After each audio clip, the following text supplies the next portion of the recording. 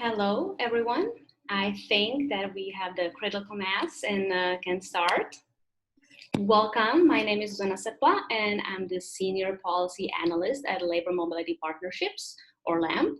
LAMP is a new organization which aims to build systems to connect needed workers with jobs abroad by connecting governments, employers, and sectors, the mobility industry, and researchers and advocates to bridge gaps in international labor markets, and creating and curating a repository of knowledge and resources to design and implement mobility partnerships which benefit all involved. This event is second in our monthly series focusing on key topics in labor mobility that we started this summer as part of our efforts to build a center of excellence with knowledge on labor mobility.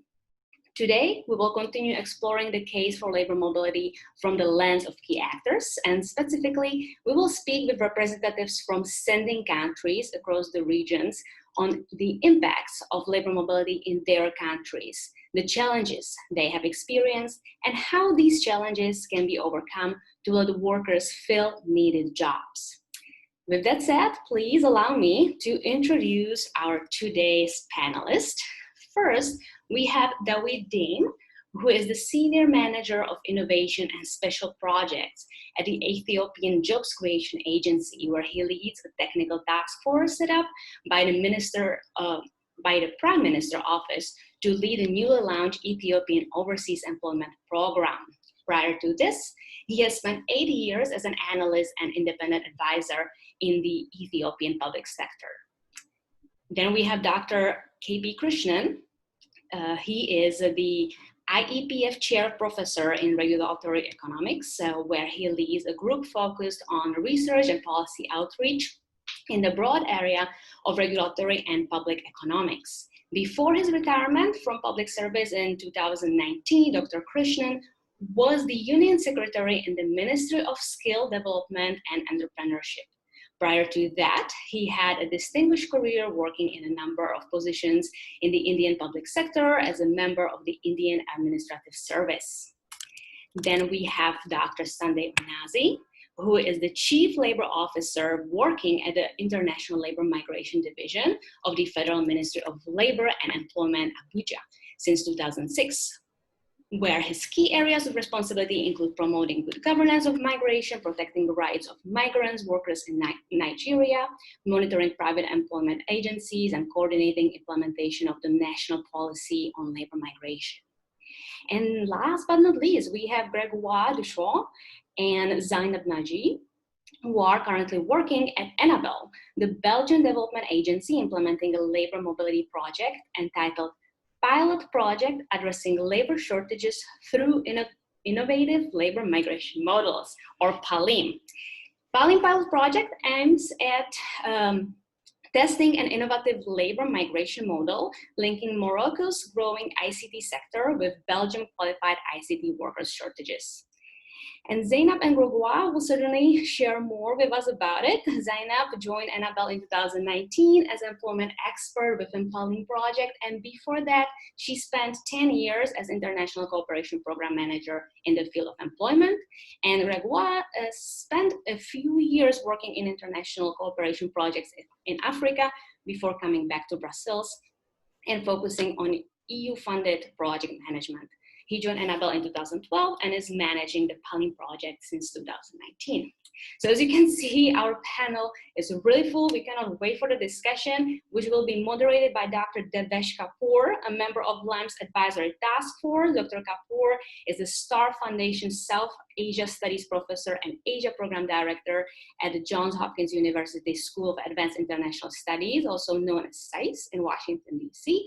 And prior to SAIS, from 2006 to 2018, he was the director of CASI, professor of political science at Penn, and held the Madan Lal Softy Chair for the study of contemporary India.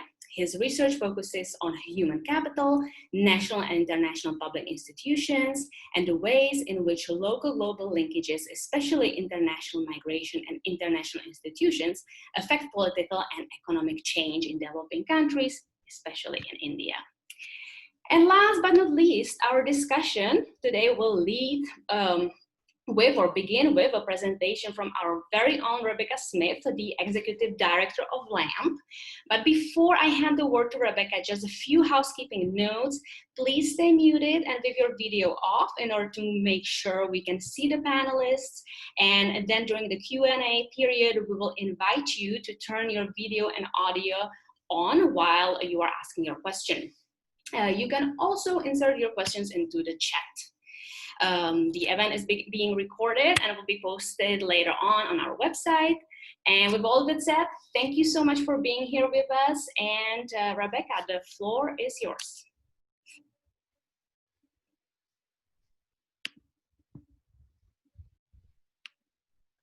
All right, thank you so much everyone for joining us today.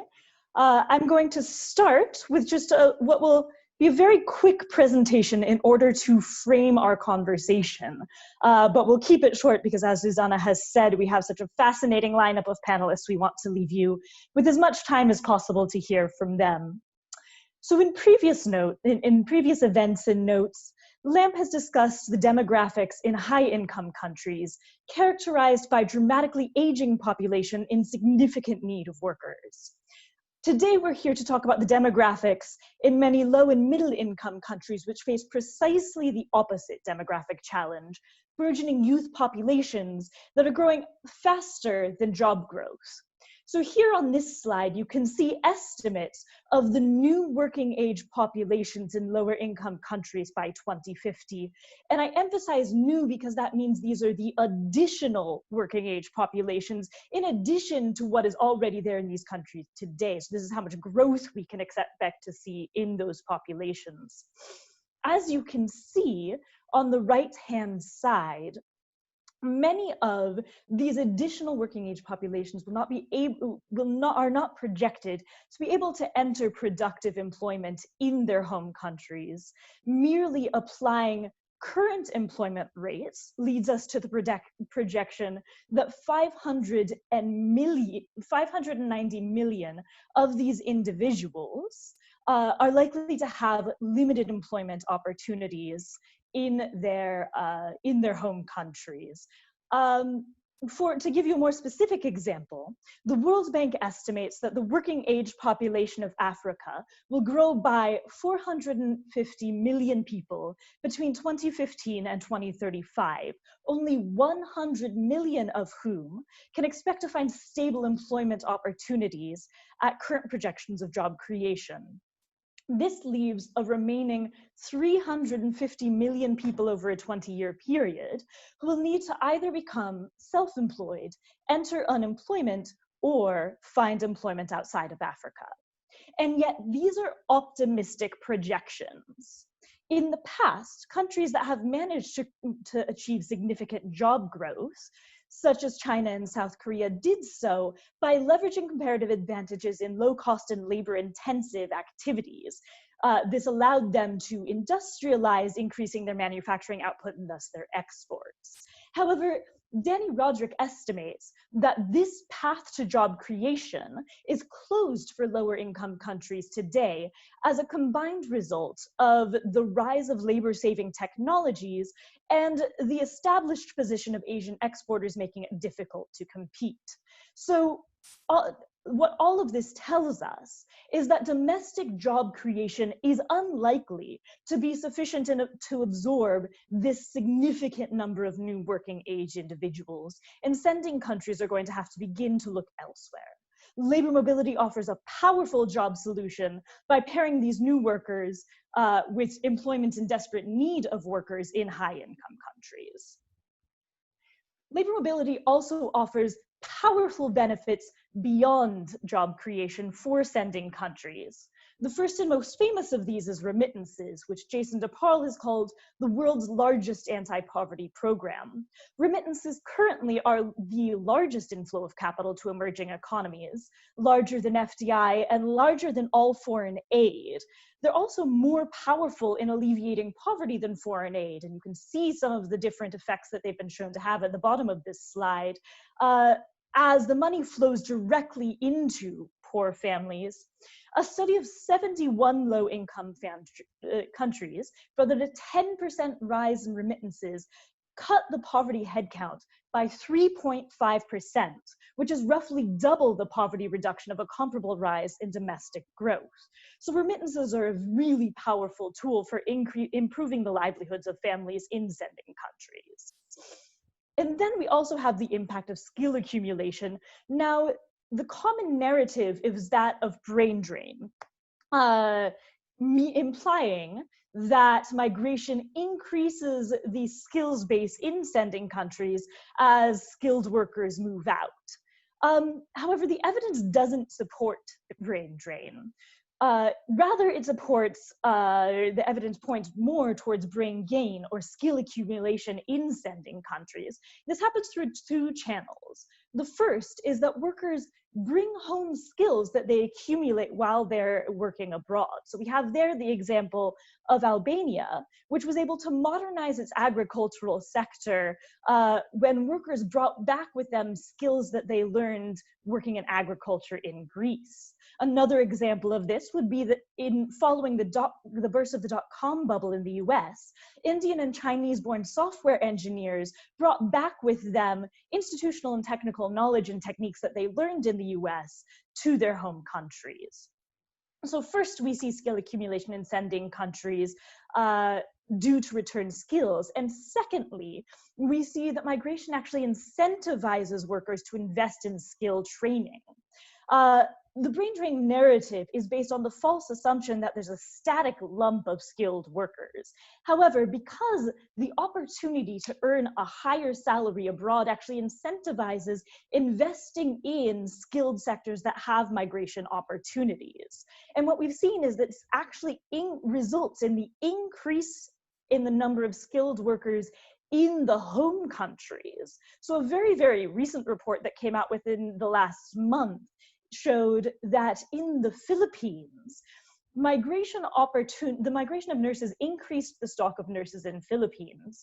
Nursing enrollments increased so much as a response to migration opportunities that for every trained nurse who migrated, 10 additional nurses were licensed within the Philippines. This is a hugely powerful effect and shows that migration can indeed lead to brain gain rather than brain drain. Given the powerful impacts of migration and labor mobility for sending countries, that leads us to the question of why so few countries pursue mobility as a jobs strategy. The first reason for this is that historically, on the part of sending countries, migration has been viewed as reflecting a failure of development on their own part. The idea being that if they could simply create better opportunities at home, people wouldn't migrate. But again, this is not supported by the evidence. Very recent research from Michael Clemens looked at emigration rates both across countries with varying GDP per capita and within specific countries over time as their GDP per capita rose. Through both lenses, you can see, and this graph on the left depicts, that migration actually increases as GDP per capita increases. So what this tells us is that migration does not reflect a failure of development. In fact, in many cases, it may reflect a success of development that as sending country governments increase the well-being and livelihoods for their people at home, they also have just access to much broader life opportunities, including migration. The second reason more countries don't pursue mobility as a job strategy, and more legitimately so, is concerns around the violations of migrant rights. And we have seen some very, very serious cases of this emerge, especially during the COVID era. This has come into stark relief. The cases of migrant rights abuses have also had significant political implications for sending country governments, with sending country government leaders even being ousted over more severe cases of this. So, to recap the conversation, labor mobility is a powerful employment strategy for sending countries and brings with it many additional benefits that can improve the well-being of people in low and middle income countries. However, few countries have sought to actively promote it due to the belief that this reflects a failure of development and due to concerns around the protection of their people while abroad. even when countries do choose to pursue labor mobility as an employment strategy, there are significant challenges to actually implementing that. However, I'm going to stop there because everyone on our panel today has either overcome these challenges or is currently working to overcome these challenges. So you'll be much better off hearing about this from them than myself. And at this point, I will hand it over to our moderator, Devesh Kapur, to lead that conversation.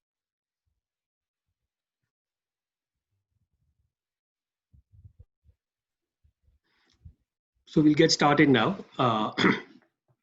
We'll begin with a question like to Mr. Dawit.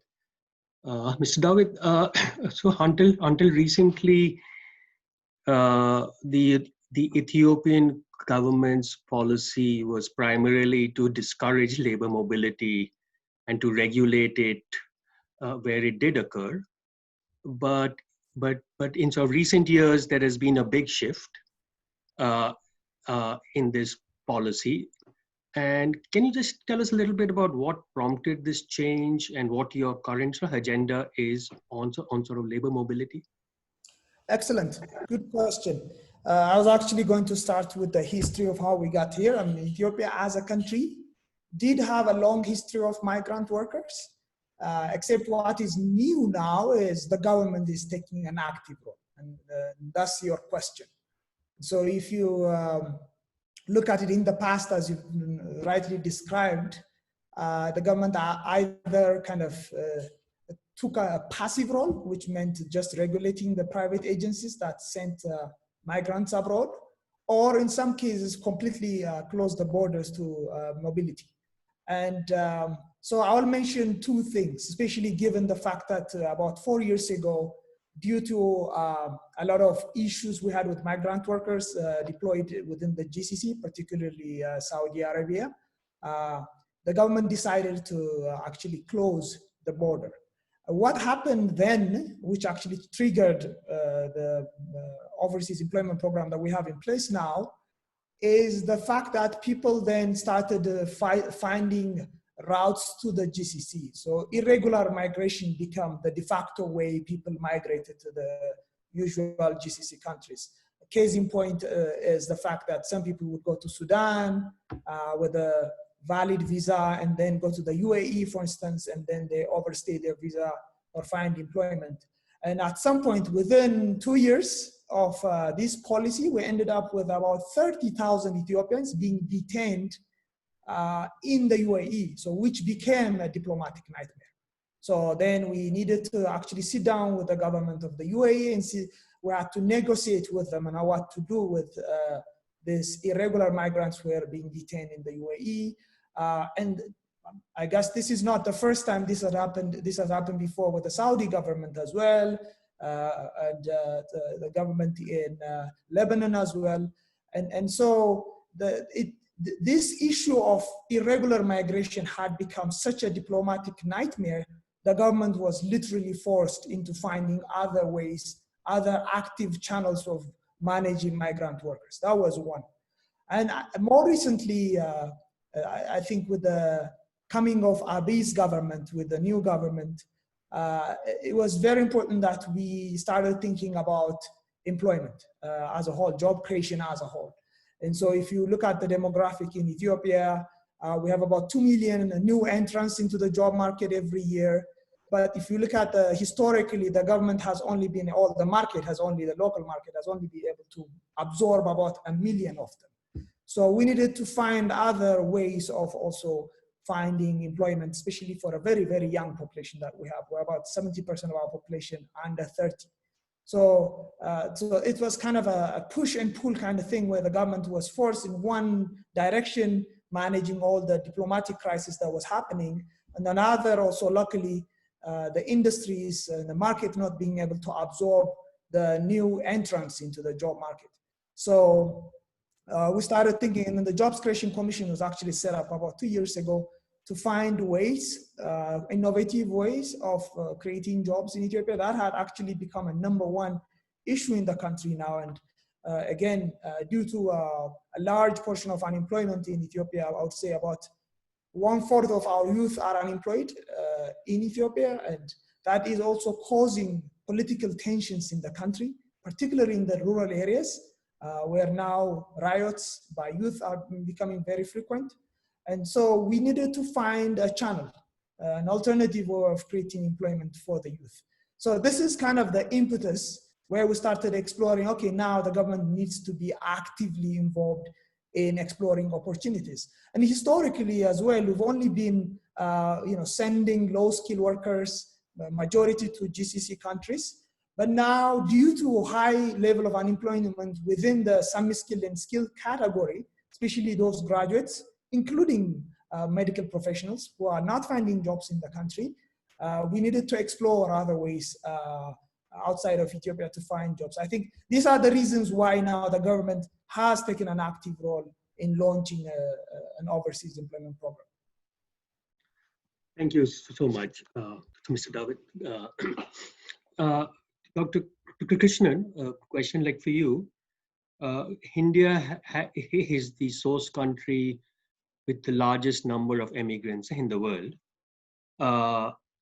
Can you just tell us a little bit, how did sort of India's labor mobility policies evolve, and where does the Indian government view the role of immigration, the role of labor mobility right now?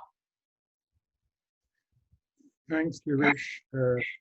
Perhaps it's actually very inappropriate for me to answer this question, especially when it's coming from you. You are perhaps the scholar who knows this better than anyone else in the world.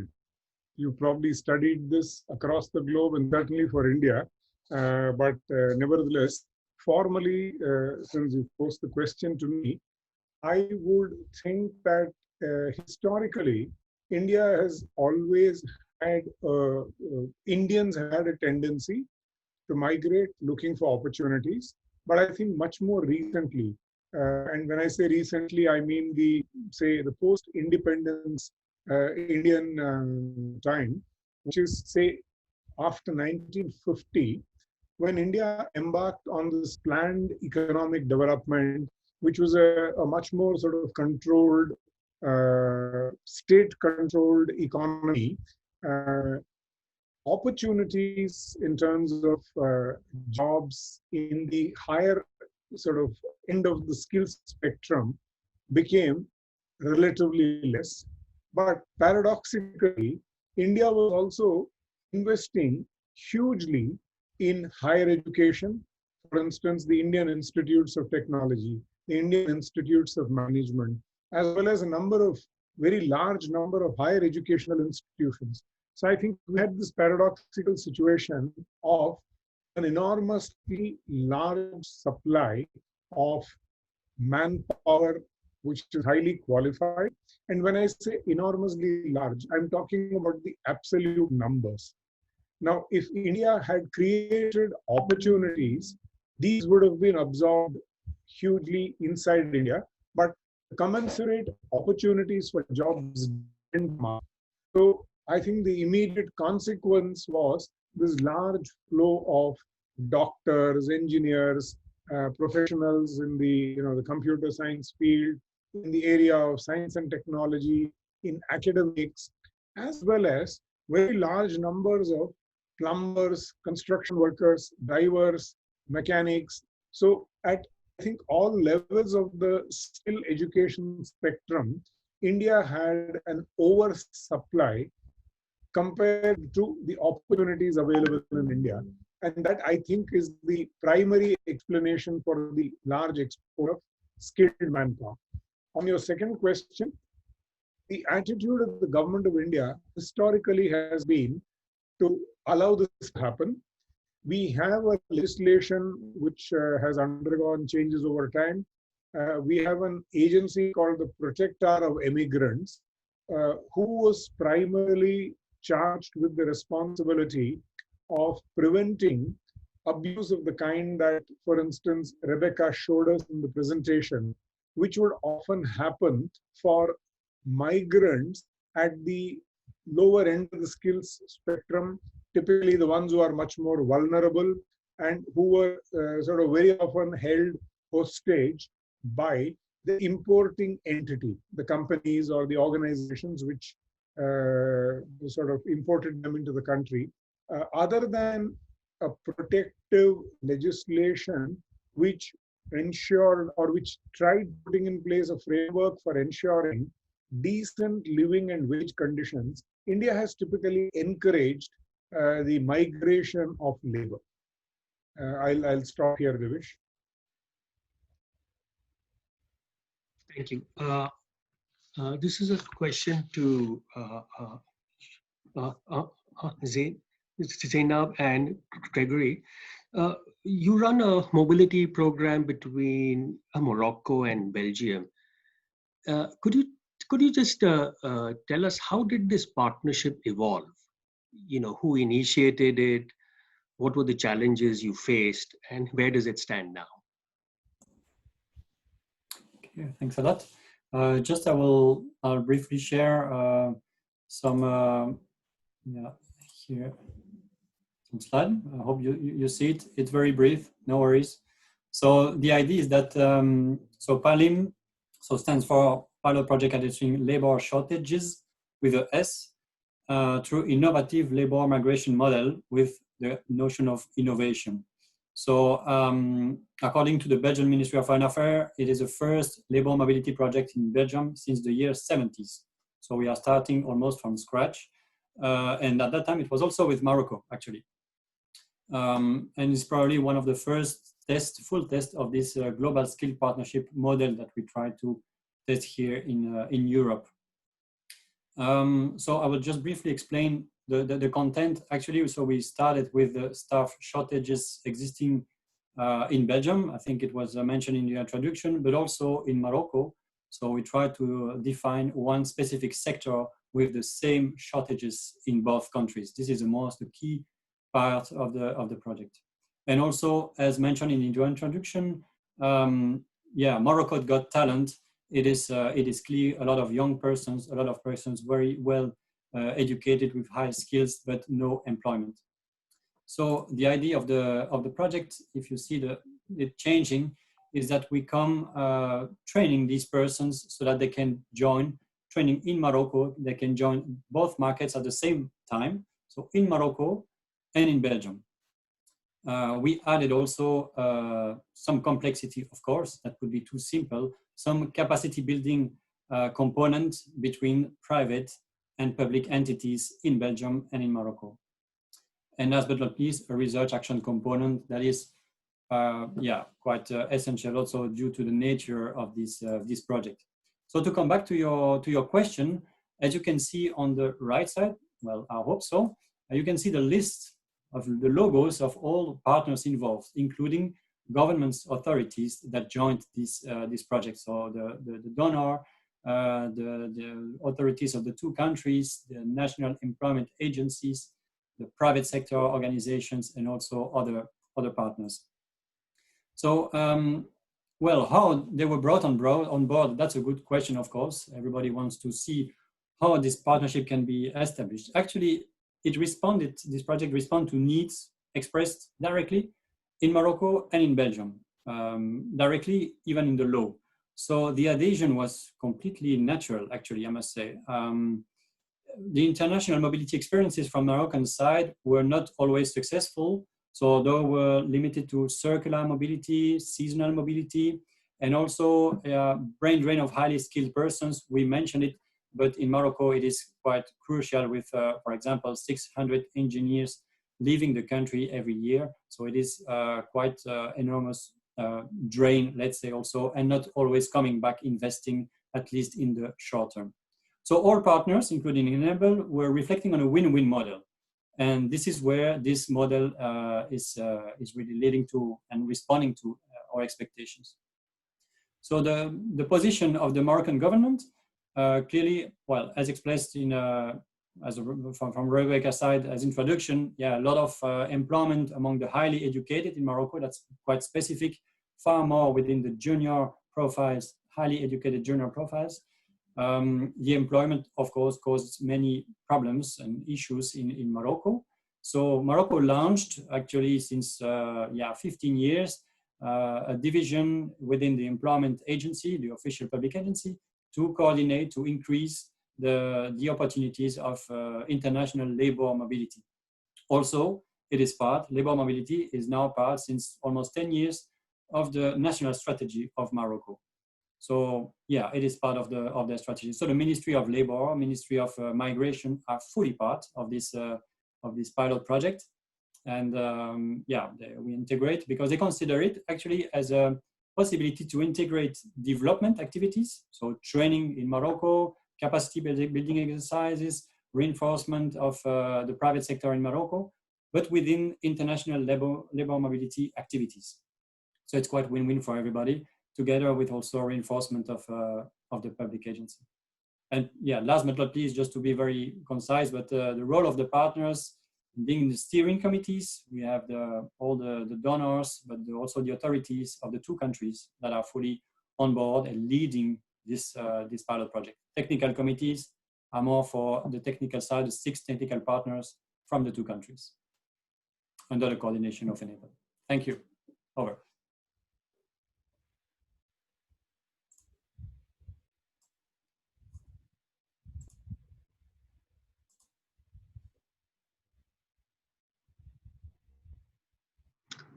Thank you. We'll come back to Mr. Dawit. Mr. Dawit, you're now sort of leading an impressive program to open job opportunities abroad for Ethiopians. Can you just tell us some of the challenges you're facing and how you're trying to address them? Sure. So the challenges actually directly follow from some of the historical path the government has taken in terms of supporting or discouraging mostly labor mobility programs in Ethiopia. So I think the first one obviously is policy. We have an overseas employment proclamation, which is not designed to encourage migration, obviously. And then we also have institutions that were set up to also not necessarily encourage migration. So to just give you a few highlights on the policy side, if you look at the proclamation, which is actually quite recent, I think it came into effect in 2016. The proclamation has very stringent things put in place, such as bilaterals that have to be signed with host countries, who should be sending to who. So there has to be like an agency to agency arrangement or government to government arrangement, for instance, but an agency cannot enter an agreement with the government, and so on and so forth. And also, for instance, foreign private employing agencies cannot operate in Ethiopia. So if you look at the proclamation article by article, you can kind of see that one, purely designed to not really encourage or incentivize. So that was one structural problem we faced. Number two is the fact that, within the proclamation itself, the focus was really on domestic workers. Because historically in Ethiopia, that had been about now, even now, today, as we speak, over 90% of our migrants tend to be domestic workers. And they tend to go to the GCC countries because of historical migratory patterns, cultural and religious affinities, and we have quite a large Muslim, not majority, but a large Muslim population in Ethiopia. So there's all that historical trend. So a lot of the problems the government had faced in regulating that migration process had to do with the kind of migrants, especially low-skilled domestic workers going to GCC countries. So it was specifically designed to kind of make sure that, the rights of workers is properly protected and safeguarded and so on and so forth. So one, it wasn't incentivizing. And two, it wasn't really focusing on the high-skilled, semi-skilled workers that could go to different countries, even outside the usual GCC countries. So we needed to sit down and look through that proclamation article by article, really understand how we can take advantage of opportunities in Europe, in other countries where demographic changes are actually creating the window for sending our workers outside the usual spots. And so that was the number one challenge. Number two is obviously institutions. Like I said, one, we don't have strong private employment agencies that had operated in different parts of the world. They were very much focused in a very small subsection within GCC, which is Saudi Arabia, Qatar, UAE, and Jordan mostly. And so now, but the government had a bigger ambition when it went into this program, and also on to tapping into some European countries, Japan, for instance. And so we needed to make sure that our private employing agencies had the capability and also the understanding of these markets to be able to send these individuals to these countries. Number three is our government institutions that are set up to develop skills, to manage the documentation when it comes to travel, including health inspections, background checks, contract processing and approval. So the number of institutions that were not necessarily set up in a way that would allow us to kind of branch and kind of tap into the strategy we're adapting for our program. So we needed to kind of really start working from ground up, like look through the proclamation, see if we can update it. And luckily, because everybody, already bought into this idea that we needed to create employment, we've made good progress on that front. In fact, as we speak now, the revised proclamation is sitting with the Attorney General's office, just awaiting final approval before going into Parliament. So good progress made in there. In terms of institutional capacity building, which I'm sure is a pain point in a lot of developing or sending countries, we are doing a lot of studies to understand specific gaps within the process and how we can bring about efficiencies. So that is also underway, but as you all know, capacity building takes a bit of time. We need to reorganize the entire process, the entire journey migrants have to take before they can find that final visa to be going abroad. And of course, on the skill side is also a big problem, right? I mean, this is new for us, especially when it comes to semi-skilled and skilled workers.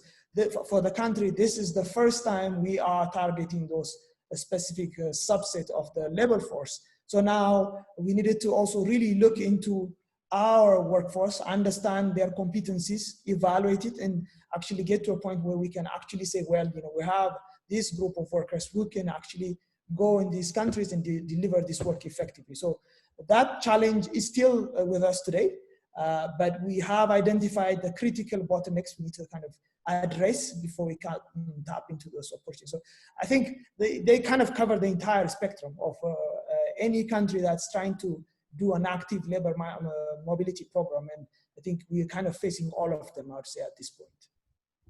Over to you. Thank you so much. Dr. Krishnan, when you were in your role as Secretary in the Government of India for Skill Development, you had to deal with one of the trickier issues in labor mobility, which is how do you align skills training and the recognition of qualifications across borders? Can you tell us a little bit about your experience with this? What were the challenges you faced, and what were the types of solutions that you found to sort of address them? Yes, Devesh, thanks very much. Before I explain what we did for harmonization of standards internationally, perhaps I'll just take a minute to explain to you what did we do first to put in place standards that were enforced domestically. Remember, India is a union of states, and vocational education, which is the phrase that is used in the Constitution of India, is a shared responsibility of the union, which is the federal government, and the provincial, namely the state governments. So India first needed to evolve a national standard that would be applicable across the country. So starting in 2007, it was created a National Skill Development Corporation, which was a body to bring in the private sector employers who were the dominant employers in the economy in partnership with government to create a corporation which would undertake skilling, but as part of that corporation, an entire ecosystem of employer-based sector skill councils were created. These bodies became responsible for curriculum, content, assessment, and certification. So in a sense, the ultimate employer began to have not only greater say, but technically drive the entire process of skill acquisition so that subsequently employment doesn't become an issue. The skills are exactly what employers need. And to formalize all this, India promulgated in 2013 a national skills qualifications framework. And this was broadly based on the best international practice. We looked at UK, we looked at Canada, we looked at Australia, we looked at continental Europe. And the idea was, A, pick up the international classification of occupations, to the extent possible, align the titles of the jobs so that the word plumber, for instance, has the same meaning. Plus, also start classifying these occupations into vertical levels. Typically, the National Skills Qualifications Framework created level 1 to level 10, depending on the combination of skills, knowledge, etc., etc. Now, with this background, let me jump into the sort of the international question. Unfortunately, there is no universally accepted international skills qualifications framework aligning standards. It's something one can understand. Each country's skill requirements and specific nuances of those skill requirements varies. Plus, very often, a lot of these are also the subject matter of regulatory legislation. For instance, plumbing or electricians for apartments are typically regulated by the building codes. And the building code will also specify who are the plumbers, who are the electricians who are allowed to carry out work, who are allowed to certify safety, and hence aligning these standards became critical if India wanted to be a serious player in exporting skilled manpower. Now, absent a common international framework, what we began to do is bilateral conversations. For instance, with a lot of the countries in the Middle East, where typically India has been a big supplier of manpower, governmental level conversations began. And it is interesting that the recipient countries were equally interested in these conversations for a variety of reasons. So, for instance, with UAE, now we do skilling in India, which are exactly the requirements prescribed by the UAE skill regulator.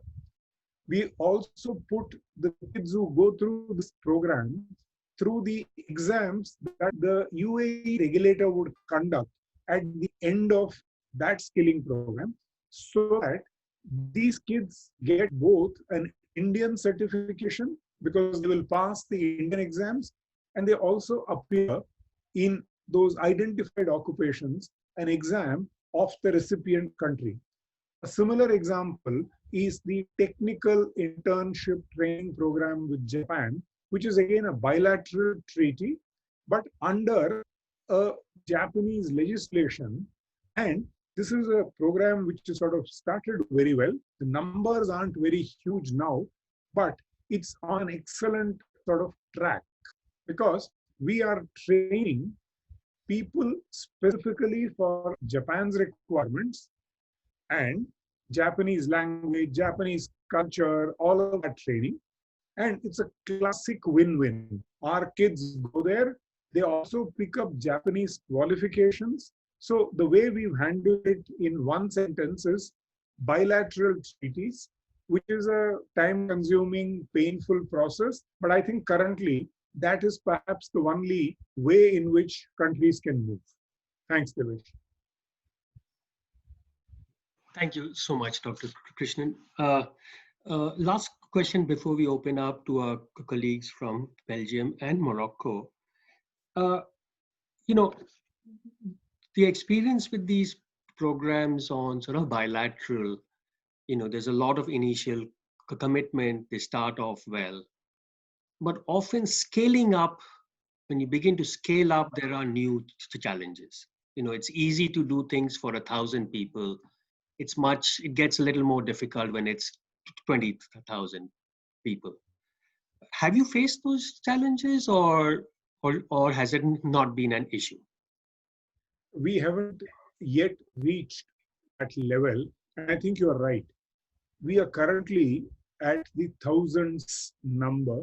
With Japan, I think we've just about crossed a couple of thousands. But I think the framework that's been put in place, it's a very difficult combination of private sector employers on the Japanese side, private sector trainers on the Indian side, but intermediated on both sides by governmental agencies, because both sides were, you know, sort of clear that there has to be a government-to-government agreement here, because there are far too many things that cannot be left entirely to the market, because there are known market failures. So the institutional structure that has been put in place, particularly for the TITP, the Technical Internship Training Program with Japan, my sense is, if worked well, it can handle the scales challenge. But even then, I think we are not talking about anything beyond, say, 200,000 or 300,000. I mean, that's the big number we are looking at. I think my sense today is that the mechanism is capable of handling that if we allow it to work in due course of time. Because round one, we learned a lot of things after we sent about 200 people. We've improved the mechanism. So this is not a game where you can suddenly achieve 50,000 people in 3 months. I think it needs patience, but I think those numbers, when I say scale, 100,000, 50,000, I think those kinds of numbers, I believe, are doable. Thank you, Dr. Krishnan. Just back to you, Zainab and Gregory. What is the scale that you have in mind in the case of the Moroccan-Belgium partnership? Are we talking of a few thousand? Are we talking of tens of thousands in terms of flow, in terms of stock? And what do you think might be the challenges in achieving scale? Yeah, thanks a lot. Well, after speaking about India, we are here with Belgium and Morocco, so it's really different size, okay?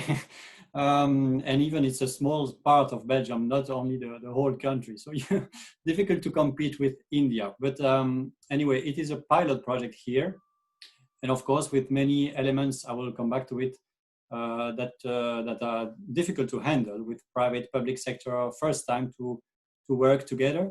So here we speak about a few hundred persons, 120 persons that were trained, and approximately 30 that are supposed to come soon in Belgium. So this is a very low scale. And now we are also in the second phase of the program, where we will triple this amount of persons and trying to reach 300 persons, 500 persons. So it's still very limited, very, very limited, because Europe is fragmented. The law is completely different from one country to the other, even from one region to the other. So it has to be tailor-made until now. And we hope that in the future, of course, it can be handled to thousands, but now we are not speaking about these figures. This is for your first part of the question. So thanks a lot for asking it. I will just also share a small small element about the project. So this is, yeah, challenges, but here we will speak about success factors. So we just choose 4. There are many, and I will come back to it, but 4. First of all, we choose to implement this project in a joint implementation manner. What does it mean? It means that all decisions are taken together in Morocco, in Belgium, with private, with public partners, with authorities, with all stakeholders. So this is kind of nightmares, but as you can see, we are still surviving, and we with quite a good smile, so no worries. But the aim is to ensure transparency, appropriation, and also to build trust, and trust takes time. The second part is the flexibility, because we are working with very different organizations, also from different countries. So we had to be quite flexible, to adapt ourselves to the situation. So we wanted to use the existing tools instead of replacing those or creating new tools. And here I can also only say that I can thank also the donor of this project, because it's pilot project, so the European Union and the International Center for Migration Policy Development, ICMPD, that also show this flexibility, because things are written in a certain way and then of course occur in a not totally different way, but certainly in some different way. Third element, a success factor, is the strong PPP. So what does it mean? Public-private partnership. And it's complex here because we are dealing with 2 countries with public entities and private entities. So in total, 6 entities to coordinate for us. A very different logic, very different approach also between these partners, as you can imagine, of course. But the aim is not to think about these differences, and rather to focus on common goals. In terms of result action, this is, as you also maybe know, maybe I didn't say it just beforehand, but the GSP model, Global Skill Partnership, was designed, tested also by the Center for Global Development. And so it is a tested model also here, and we wanted to apply. So we could also count to the participation of the CGDev, because capitalization is of course essential to make it replicable. And we are already busy with another layer of replication that started just 10 days ago. This is for success factors. Now, if I may, just a few points, 5 challenges. The most important challenges we found. The first one is, due to this model, we have to find labor market needs and to find match between these needs in Belgium and Morocco. This is something, of course, complicated, because the 2 systems are not, of course, working the same way. Sometimes the analysis is not sufficiently detailed in the ascending countries. So cooperation is really essential. We really try to develop this cooperation between the 2 countries. Second, is like the role, identification and coordination of this such scheme is like conducting an orchestra. You know, everybody has to play the good music so that it sounds well, and everybody is in charge and is responsible of its music, but still at the end we hear it nicely. And the role and the identification of this conductor is not always easy. Here it is a development agency. Sometimes it can be other type of bodies, but that can make the link with the 2 countries and make the balance with different partners, public and private. The third one, I will skip it because it's COVID, and we just hear too many speaking about COVID these days. So of course, as you can imagine, this is a key challenge with all mobility, international mobility schemes in these days. Most important is the digital tools, also consequence of the COVID. So that's the third point. The digital tools are sometimes lacking, and it's really precious when you can count on these. So the support is needed, I think, to build these tools most of the time in sending countries to have the appropriate talent to make the information available for the matching phase, for all the elements related to the project, the training itself, and so on. Then, on the fourth one, so the project duration, we had 18 months at the first beginning, so to establish new partnerships, to build trust, to select, to train the talents, to organize, to monitor the matching and the mobility phase, plus the research action and capitalization. This is a bit too little. So all these aspects take time, and time is a precious ally when we can count on it. Then last but not least, coordination of parallel experience and model. In Morocco, for example, the Employment Agency has several of these initiatives, at least 4 or 5 with EU member states, with Canada, with Qatar, to handle at the same moment. So this is the coordination role sometimes is very difficult for the sending countries. This is it. Thank you. Over. Thank you very much. This is fascinating. I think our moderator has had a few technical difficulties. We know that we are at the end of our time here today. However, we have such a rich panel.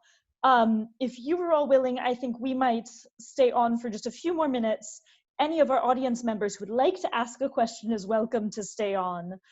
We will close and then we'll move to closing in around 5 minutes. But if our panel is all willing, we would love to keep you on for just a few more minutes for our audience members. And we do apologize for our technical difficulties today.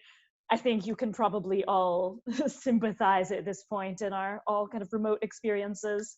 So let's throw it quickly over to the audience. If there's anyone who has a question, please feel free to either drop it in the chat box or just turn your video on and ask.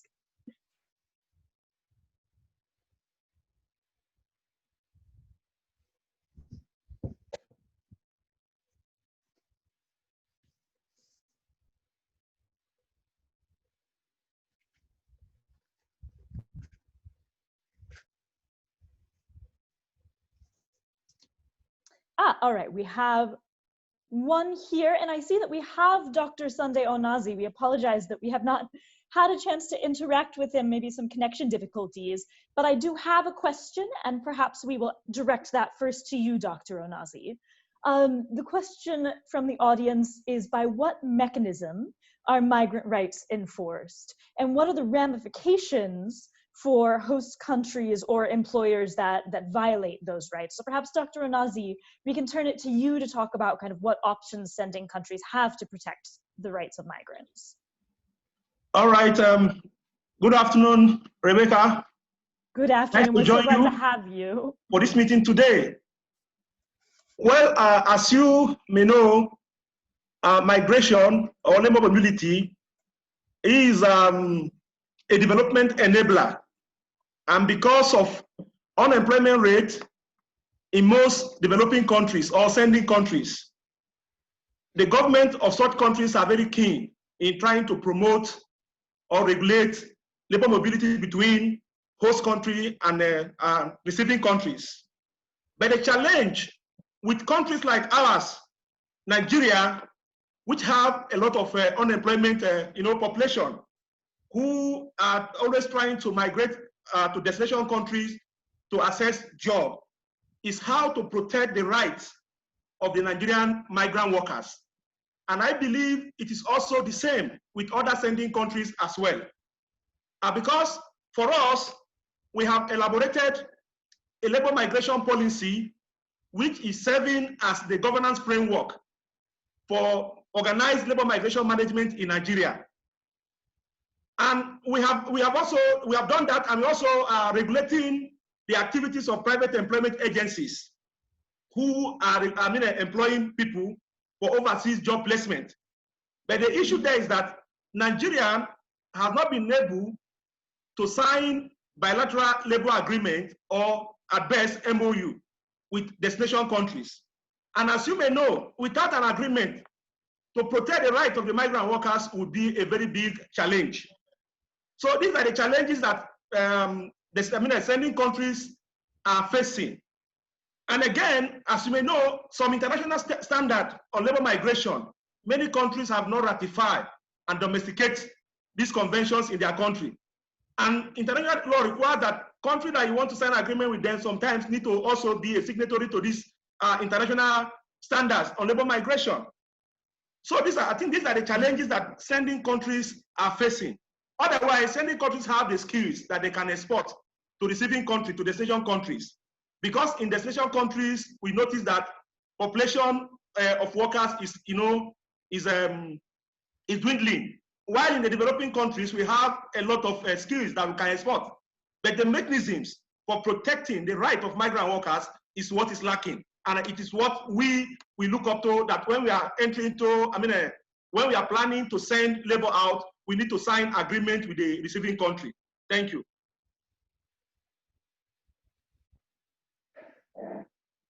Thank you very much, and we're so glad to get your insights on this. It's a huge issue. Yeah. We'll see if any of the other panelists want to jump in on this question, or whether the audience has any other questions for you.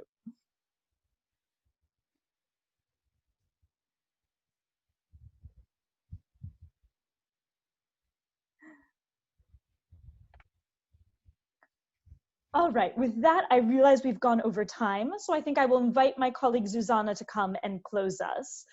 This was fascinating, and we're so grateful to all of you for joining. So Zuzana, over to you. Thank you.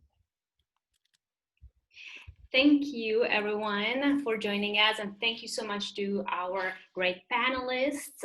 It was a great and rich conversation, and we all will look forward to many more in the future. As I mentioned at the beginning, this was part of our monthly event series, so we hope you will join us next month for a conversation around impact of labor mobility on foreign workers. And I think I can say already that it will be a great discussion, so stay tuned for that. And don't forget that following each event, LAMP is also publishing a policy note on the topic at hand, updated with what we learned in our conversation. You can follow along on our website or by signing up for our newsletter. And last but not least, all our events are being recorded, as I mentioned, and posted on our website. So besides today's event, you can also go back and watch our previous events on the perspectives of receiving countries and employing sectors. So with all that said, thank you for staying with us a little bit over time. Thank you again for joining us, and we'll be looking forward to seeing you next month. Thank you so much.